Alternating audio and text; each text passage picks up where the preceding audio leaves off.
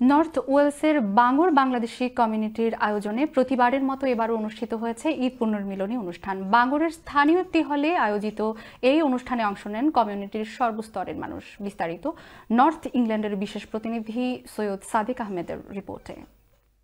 প্রবাসে ঈদের আনন্দ ভাগাভাগি করার লক্ষ্যে বাঙর বাংলাদেশি কমিউনিটির আয়োজনে প্রতিবারের মতো এবারও অনুষ্ঠিত হলো ঈদ পুনর্মিলনী 2025 বাঙরের স্থানীয় একটি হলে। নাজিমউদ্দিনের প্রাণবন্ত উপস্থাপনায় উপস্থিত ছিলেন কার্লাইল সিটি কাউন্সিলের সাবেক মেয়র কাউন্সিলর আব্দুল হারিদ, শাহজানুর রাজা, সাদিকুর রহমান, মুস্তাকিম রাজা, হারুন মিয়া, সদরুল ইসলাম ও সিরাজুল ইসলাম সহ আরো অনেকে। ক্যারম, টেবিল টেনিস, হাড়িভাঙ্গা ও রশি টানার প্রতিযোগিতা ছাড়াও শিশুদের জন্য ছিল বিভিন্ন ধরনের বিনোদনের ব্যবস্থা।